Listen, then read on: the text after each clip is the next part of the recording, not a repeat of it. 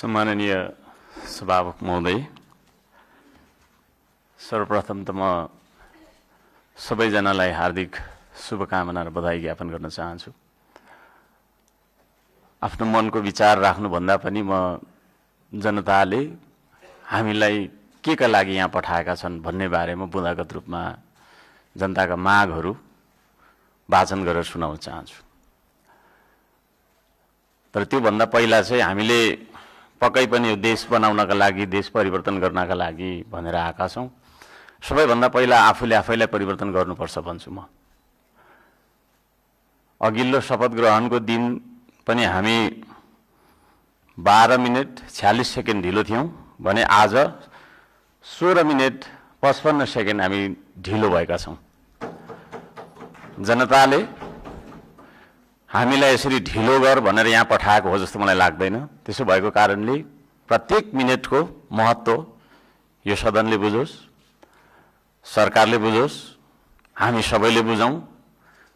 नेपाली हो, नेपाली समय हो।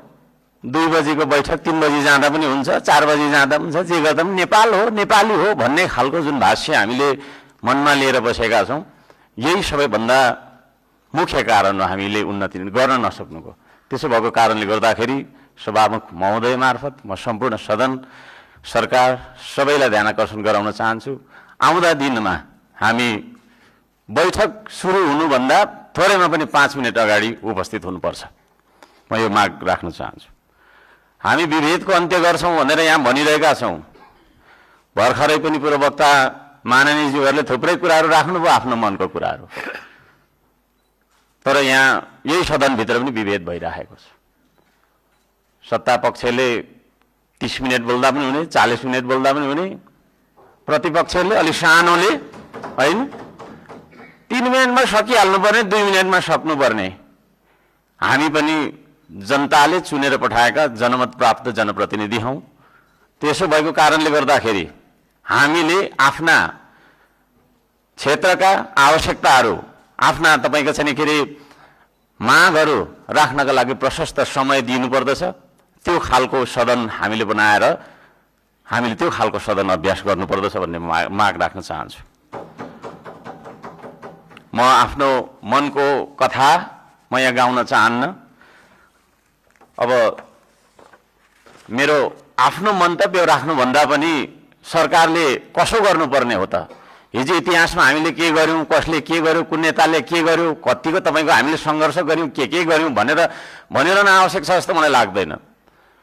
हामी के गरिरहेका छौँ आज र भोलि के गर्ने हो भन्नेतर्फ सरकारले आफ्नो नीति तथा कार्यक्रम बनाउँदाखेरि यस्ता कुराहरूलाई पनि समावेश गरोस् भनेर चाहिँ म यहाँ जनताको मागहरू, राष्ट्रिय स्वाधीनताको, हाम्रो सम्प्रभुताको, जनताले चाहेका कुराहरू के कस्ता छन् त भन्ने कुरा म बुँदागत रूपमा वाचन गर्न चाहन्छु।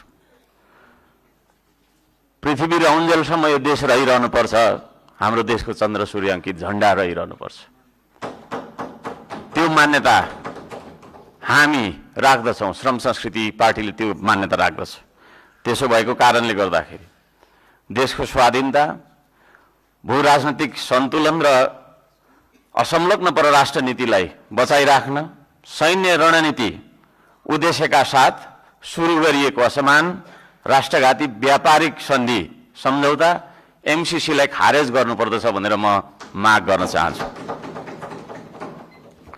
2 नम्बरमा सीमावर्ती क्षेत्रमा छिमेकी मुलुकहरूले गरिरहेको गतिविधिलाई सक्रिय रूपमा नेपाल सरकारले निगरानी राख्नुपर्दछ र संयुक्त राष्ट्र सङ्घ लगायतका निकायहरूमा गएर हाम्रो देशका 4 किल्ला कति हो त हाम्रो भूगोल भन्ने सिमाना यकिन गरेर सिमानाको रक्षार्थ नेपाली सेनालाई खटाउनु पर्दछ भन्ने म माग राख्न चाहन्छु।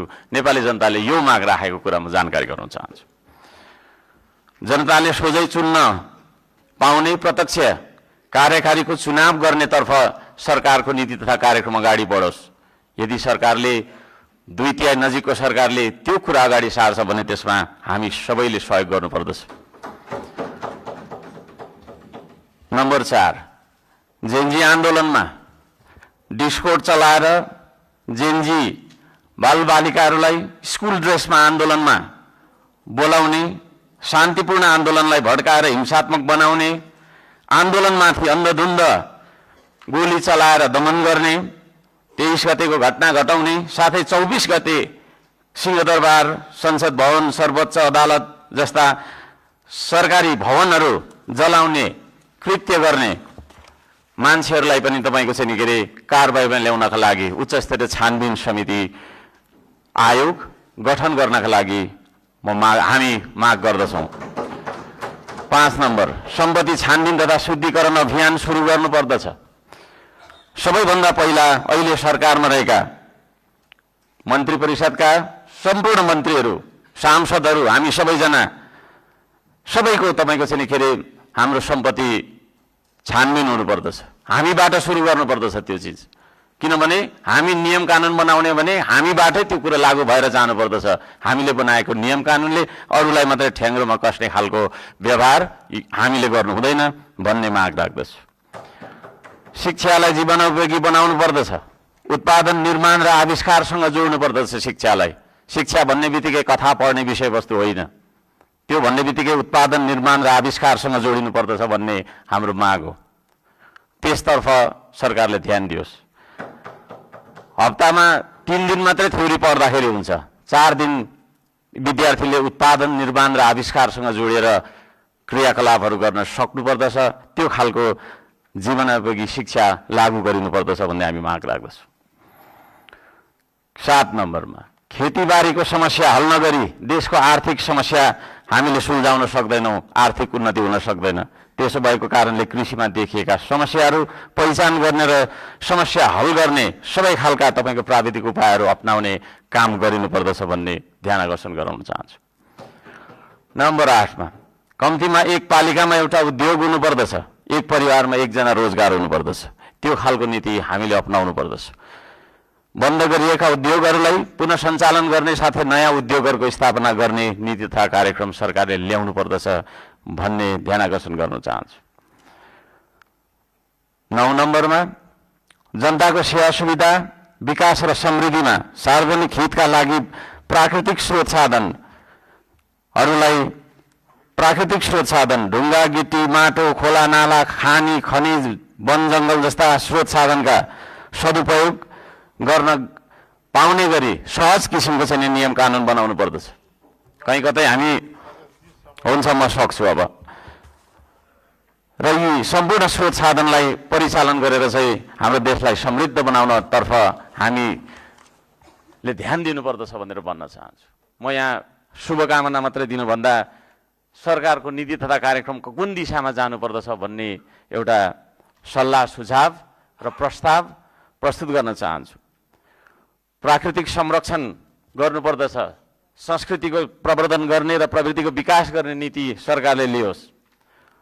सुशासनका निम्ति भ्रष्टाचार तपाईँको चाहिँ अन्त्य गर्ने, निष्पक्ष, मितव्ययी, पारदर्शी, जवाफदेही, दूरदर्शी, परिपक्व र दीर्घकालीन कामहरू गर्नेतर्फ सरकार अगाडि बढ्नुपर्दछ। देशभरि शान्ति सुव्यवस्था कायम गर्नका लागि आवश्यक उपायहरू अपनाउन जरुरी छ। खाने पानी, स्वास्थ्य, शिक्षा, सडक, बिजुली बत्ती जस्ता आधारभूत आवश्यकताहरू परिपूर्ति गर्नतर्फ हाम्रो ध्यान जानुपर्दछ।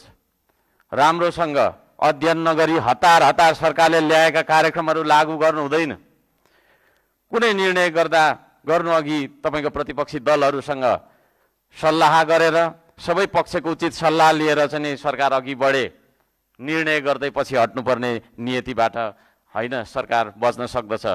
अहिले भर्खरै वृद्ध भत्ता, विद्यार्थी सङ्गठन, ब्रिज कोर्स जस्ता सम्बन्धमा निर्णयहरू जुन गरिएको छ यसलाई पुनर्विचार गरियोस् भन्न म चाहन्छु। वृद्ध भत्ताको समयको मापदण्डलाई जुन फेरबदल गर्ने भन्ने कुराहरू आएको छ कार्यसूचीमा, त्यस्ता कुराहरूमा सरकारले ध्यान दिएर मात्रै अगाडि बढ्दाखेरि राम्रो हुन्छ भन्ने माग राख्दछु। सुकुम्बासी भन्दै नागरिकको बासको अधिकारलाई खोज्दै डोजर चलाउने, राज्य आतङ्क फैलाउने चलनको अन्त्य गरियोस्, म त्यो भन्न चाहन्छु। जनताको घर टहरा भत्काउनु हुँदैन। विस्थापन होइन, व्यवस्थापनको नीति सरकारले लागू गरेर अगाडि बढ्दाखेरि सबैले राम्रो हुनेछ। दशकौँदेखि बस्दै आएका भूमिहीन सुकुम्बासीहरूको स्वामित्व दिने गरी लाल पूर्जाको व्यवस्था गरोस् भनेर पनि म भन्न चाहन्छु। किसान मजदुर सुकुम्बासीका समस्या पहिचान गरी समाधानको पहल गर्ने, धनीको मात्रै होइन गरिबको पनि हो यो देश भन्ने खालको आभास हामीलाई हुनुपर्दछ र जनतालाई पनि त्यो आभास भएको हुनुपर्दछ। त्यसतर्फ सरकारले काम गरोस् भन्ने म अनुरोध गर्न चाहन्छु। उपत्यका बाहिर पनि नेपाल छ भन्ने कुरा हामीले व्यवहारबाट जनाउनुपर्छ। यो काठमाडौँ उपत्यका मात्रै नेपाल हो भन्ने किसिमले सबै विकास चाहिँ यहाँभित्र मात्रै थोपार्ने किसिमको चाहिँ विकास हुनु हुँदैन भनेर म ध्यान आकर्षण गर्न चाहन्छु। सबै खाले विभेदको अन्त्य गरिनुपर्दछ। भूपू गोर्खा सैनिकहरूको समान पेन्सनका लागि नेपाल सरकारले आवश्यक सबै खालका पहलहरू गरोस्। नेपाल सरकारले गरेको सन्धि मार्फत चाहिँ नि गएका भूपू गोर्खाहरूलाई नागरिकता कायम राखेर चाहिँ नि उहाँहरूलाई एउटा नागरिकको दर्जामा राख्ने नियम त्यो खालको चाहिँ नीति हामीले अवलम्बन गर्नुपर्दछ भनेर ध्यान आकर्षण गराउन चाहन्छु। समयको पाबन्दीले गर्दाखेरि मैले यी कुराहरू सबै कुरा वाचन गर्न चाहिनँ। माननीय सभामुख महोदयले 2-3 चोटि भनिसक्नु भएको छ र यो म पत्र सम्माननीय सभामुख महोदय मार्फत टेबल गर्न चाहन्छु र यस सल्लाह सुझाव अन्तर्गत सरकारले आफ्ना विचारहरू, आफ्ना नीति तथा योजनाहरू अगाडि बढाओस् भन्ने म माग राख्न चाहन्छु। धन्यवाद।